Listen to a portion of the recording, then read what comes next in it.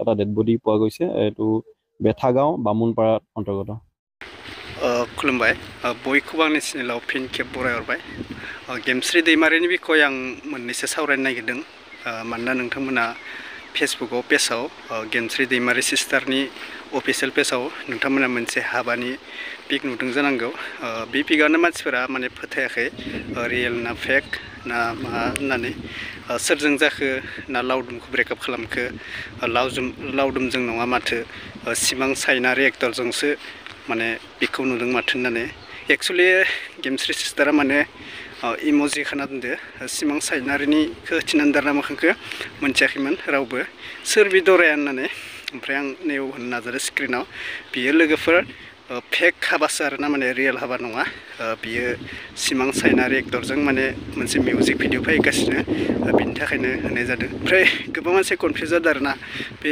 Real नंमारगौदां ना फेक होननानै मोनथियाखैमोन आङो कनफिउसखौ क्लियार खालामना होबाय ओमफ्राय र' दे आपडेटआ गेमस्रिनिल' नङा मोनसे आपडेट लाबोगोन आं जोबोद दुखुनांथाव आं गावनो नायना बिराद दुखु मोनदों जों सिगांनिफ्रायनो आरो दानिफ्रायनो बे जाथाया जाफ्लेबाय थादों माने क'क्राझार जोबोद गिदिर जाथाय जागासिनो दं माने मानसि बुथारनाय सोरखौबा उन्दै गथ'खौ रेप खालामनाय मानो जागासिनो थायो बेफोर जाथाया माने ना नोंथांमोना नै आपडेटखौ नायग्रो आरोना এটা 1:30 বজাত এটা ইনফৰমেশ্যন আহিছিলে কোকৰাঝাৰ থানাত যে এটা ডেড বডি পোৱা গৈছে এইটো বেথাগাঁও বামুনপাৰাত অন্তৰ্গত কিছু সময়ৰ পিছতে আৰু এটা পালোঁ যে তাৰ ওচৰতে এৰাউণ্ড 1 কিলোমিটাৰ দূৰত আৰু এটা ডেড বডি পোৱা গৈছে আমি ডেডৰ পৰা আইডেণ্টিফাই কৰিলোঁ তাত এজন মহম্মদ বাছা শ্বেখ বুলি এজন আছিলে আৰু ছেকেণ্ডজন ডিজিজ আছিলে প্ৰদীপ বসুমতাৰী আমাৰ ইনিচিয়েল যোনটো ইনভেষ্টিগেশ্যন আমি এইটো গম পাইছোঁ যে দুইটা ঘটনা কোৰিলেটেড হয় আমি কিছুমান এভিডেঞ্চেছ পাইছোঁ যোনটো একেটা এৰিয়াতে হোৱা বুলি গম পাইছোঁ কিন্তু এতিয়া নিজৰ মাজত স্কাফুল হৈছে নে কোনোবা তৃতীয় ব্যক্তি ইনভলভ আছে সেইখিনি আমি ইনভেষ্টিগেশ্যনত চাই আছোঁ প্ৰিলিমিনাৰী আমাৰ খুব বেছি দেৰি হোৱাই নাই আমি গোটেই CDR-DDRখিনি কালেকশ্যন কৰিছোঁ আৰু আমাৰ ইনভেষ্টিগেটিং অফিচাৰে আৰু আমাৰ ক্ৰাইম চিন অফিচাৰে গোটেইখিনি এভিডেঞ্চেছ লৈছে আমি খুব সোনকালে কোনটো ঘটনাটো কি হৈছিলে আমি উলিয়াবলৈ সক্ষম হ'ম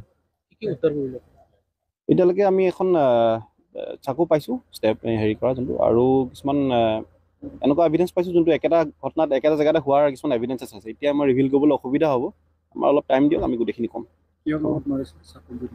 ষ্টেপ ইঞ্জুৰি দেখিছোঁ দুইজনৰে এটা single step injury during preliminary হেৰি নহওঁতে আমি এতিয়া ইনকুৱেষ্ট কৰোঁতে বা PMত আমি ফাৰ্ডাৰ আৰু ওলাব কিবা বেলেগ ইঞ্জুৰি আছে নেকি হ'ব ঠিক আছে থেংক ইউ কেনেকৈ হৈছে গম পাই হয় ঘটনাটো খুব মৰ্মান্তিক আমি কেনেকৈ হ'ল আমি গমেই নাপালোঁ ইমান এটা শান্তিপূৰ্ণ ঠাইত এনেকুৱা ঘটনা ঘটিল এই গৰিহণাৰ যোগ্য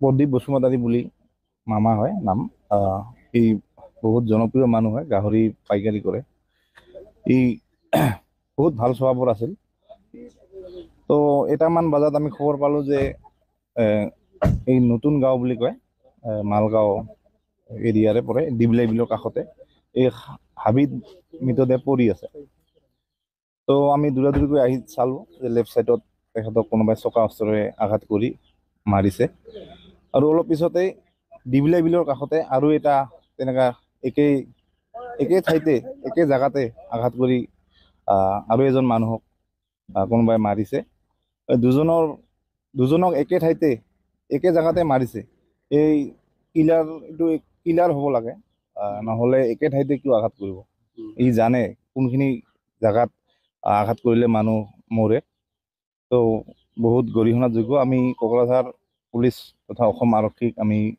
অতি সোনকালে দোষীক কৰায়ত্ব কৰিবলৈ দাবী জনাইছোঁ আৰু ঘটনাটো আচল ৰহস্য কি উদঘাটন কৰাৰ কাৰণে আমি দাবী জনাইছোঁ আমাৰ অসম আৰক্ষীৰ প্ৰতি আমাৰ আস্থা আছে অতি সোনকালে তেখেতসকলে যেন এই দুৰ্ভগীয়া পৰিয়ালটোক ন্যায় দিয়ে এইখিনিয়ে ক'বলগীয়া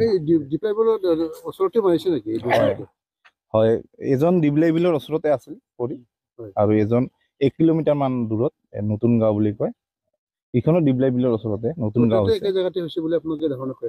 এইটো আমি সন্দেহ কৰা নাই চাগে এই ডিবলাই বিলৰ মানুহজনক কোনোবাই মাৰা এই মানুহজনে দেখিছিল নেকি তেখেতক খেদি গৈ তাতে মাৰিলে নেকি তেনেকুৱা এটা অনুভৱ হৈছে দুজনৰ মাজত হৈছে বুলি দুজনৰ মাজত কিবা কাজিয়া হোৱা কোনো সন্দেহ আমাৰ হোৱা নাই কোনোবা ব্যক্তি তৃতীয় ব্যক্তি ইয়াত আছে কোনোবা জড়িত এইটো সোনকালে অসম আৰক্ষীক আমি দাবী জনাইছোঁ, কোকৰাঝাৰ আৰক্ষীৰ প্ৰতি আমাৰ আস্থা আছে, বিশ্বাস আছে। তেখেতসকলে অতি সোনকালে যেন ঘটনাৰ আচল ৰহস্য কি আৰু দোষীক যাতে কৰায়ত্ব কৰি শাস্তি দিয়ে, সেইখিনিয়ে হ'ব। আহিলে আমাক 1টা মানত না 2টা মানত ফোন কৰিল। কোনোবা মানুহ ফোন কৰিছে, মই নাচিনো। ফোন কৰি আমাকে জানালো যে এই নাম্বাৰটা চিনা পায় নেকি? মই তো চিনা পাওঁ। সেইটো মানুহটো ডেড বডি হৈ আছে। ক'ত আছে? বোলে বাউনগাঁও। মই আহিলো, অহাৰ পিছত দেখো ডেড বডি হৈ আছে, মানে পেটতো কিবা ডেগাৰ মাৰি আছে। তোমার বাবা? আমার বাবাক। কি নাম বলে গেছিল? মোহাম্মদ বাদশা শেখ। কি গাঁৱৰ হয়? কি গাঁৱৰ হয়? ডুবি জিলাৰ? এটা বাউনগাঁও হয়, বাউনগাঁও মানে ডিস্ট্রিক্ট? আমার ডিস্ট্রিক্ট কাজাকাটা পাত্রী। কাজাকাটা পাত্রীতে আমার বাড়ি। কি কাম করেছিল? আমার দাদা সবজি বিক্রি করছে, কোনে মারছে? গাঁৱে গাঁৱে গাঁৱে সবজি বিক্রি করেছে। কোনে মারছে গম পায়? মই তো নাজানো কোনে মারিছে, আৰু এজন মাৰি দিলে? মই এটা নাজানো। नुबायना माबायदि साकुजों सुदों होननानै फोरमायनो मोननाय बायदिबा माबायदि गिनाय नेन गैया, बुदलायनाय माबानाय जा डेन्जार जाथाय जालांबाय आरोना। ओंखारनो गिनाय मोननाय जाबाय। आरो जों बर' हारिनि गासैखौबो बुङो आङो, उन्दै उन्दै सिस्टार बिनानावमोनखो, मानोना बे साननैसोआ माने मुस्लिमफोरा बर' सिख्लाफोरखौ रेप खालामनाय खोनागासिनो दङ आङो, जिनाहारि खालामनाय खोनागासिनो दङ आङो। ओमफ्राय नोंथांमोना सिस्टार मोना एसे बिमा बिफा नङाबा सोरजोंबा असिनाकिफोरजों गिदिंनायखौ स्टप खालामनांगौ आरोना। माने बिमा बिफाजों नङाबा लोगो सोरबा गोजान गोजाननि लोगो होनबाबो फोथायनाङा। नोंथांमोना गावनि आंगोनि लोगो नंखायाबा बेखौ फोथायनाङा। गावनि आंगो लोगोबाबोथ' आजिखालि लोगोफोरखौ मा बुंनो ना, डेन्जार फासायनाय दोङो। बिदि नङा दे आं नोंथांमोनखौ लोगोनिफ्राय माबा साइड खालामनाय दे, बिदि नङा। लोगोफोरानो किसु किसु मानसिफोरखौ खैफोदाव खोलैगासिनो दोङो। बेनिखायनो नोंथांमोना साइ सिन्थियै खामानिखौ माव आरो साइ सिन्थियै गावनि लाइफखौ दानो नाजा आरोना। थिग बेबायदिनो नोंथांमोना नुगासिनो जानांगौ इउटुबफोराव, फेसबुकफोराव गोबां मानसि बुथारनाय दावराव, आरो बेबायदिनो दावराव जागासिनो। लोगोफोर क'क्राझार माने बे साननैसोल' नङा, सिगांनिफ्रायनो आं बे साननैसो नुगासिनो दोङो मानसि बुथार जाजानाय, सोरखौबा रेप खालामनाय, उन्दै उन्दै गथ'फोरखौ चेनेलफोरानो होबाय जानांगौ। आरो आं फेसबुकाव नुगासिनो दोङो। ओमफ्राय जोबोद दुखुनांथाव, खेबसे लागैनो सानै बुथारदो आरोना। स' मानसिजों मानसि माने गिनाय गैला आरोना, माने बुथारलायनाय माबालायनाय। एक्सुवेलि मानसिफोरा बिराद मेगन गेसाव थामारोलै। गावनि जाय खस्थ' खालामना जानाय, गाव मोनसे आरजिनानै एबा माबा मोनसे खालामनानै गिदिर मानसि जानानै बेफोराव माने मेगन देरनांगौ जाखो। जाय खस्थ' खालामना जादो भाइ, बेखौ माने मेगन देरनांगौ आरोना। बेबायदि बुथारलायनाय जाथाय माबालायनाय ओरैनो नङा, बेफोर मेगन देरनानै बुथारनाय, माबा मोनसे खामानियाव जौगानो हानायनि थाखाय बुथारनाय। देरलायनाङा मानाङा, गासैबो खस्थ' खालामनासो जानाय आरोना। बेनिखायनो गासैबो सेफ था बेफोरनिफ्राय। बुदलाय खुदलाय नांलाय खमलायाथ' दायो आङो भिडिअखौ बेखिनियावनो दोनथ'नाय जासिगोन लोगोफोर। ओमफ्राय आङो नै फिल्डआवसो दङ। आङो फिल्डआव फैनायनो माने भिडिअखौ बानायबाय आरोना। आं दायो एसे जास्ट खारनो होनना फैदोंमोन, ओमफ्राय भिडिअखौ आपडेटखौ आं होग्रोनाय जाबाय। ओमफ्राय दायो खारनोसै आङो, बैथि लंजाब मोनसे बारनोसै खनसे। सोर सोर आर्मि पुलिसनि थाखाय खस्थ' खालामदो कमेन्टआव, सेंग्राफोरा कमेन्ट खालामना बुंहरबानो जाबाय। आं ओरैनो जास्ट खारदो आरोना, हायो ना हाया होननानै ट्राय खालामना नायदो। ओमफ्राय बारना नायनोसै। फिल्डआव रावबो गैलालै आजिखालि, एडमिट फैथ'वाखै नालाय पुलिसनि थाखाय।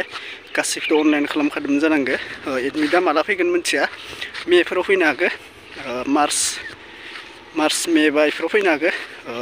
एडमिट फैबासो खारनो हागौ मानसिफोरा। दा एडमिट फैथ'वाखै नालाय बांद्राय खस्थ' जायो, बेनिखायनो खारनायखौ स्टप खालामथ'दो। बेनिखायनो खारनायफोरखौ एसे स्टप खालामथ'दो। ओमफ्राय मानसि गैया फिल्डआव, आं हारसिंल'सो दङ आरोना। माने एसे गिनायबो मोनदों, रिजार्भसो नालाय। ओमफ्राय दायो आङो फाखोनै फाखोथामसो खारनोसै, खारनानै न'आव थांनोसै आरोना। थ' दिनैनि भिडिअ आं बेखिनियाव फोजोबनाय जाबाय लोगोफोर। चेनेलाव सोरबा गोदान फैदोंबा अननानै चेनेलखौ साबसक्राइब आरो लाइक शेयार कमेन्ट खालामनो दा बावसै। थेंक इउ स' माच।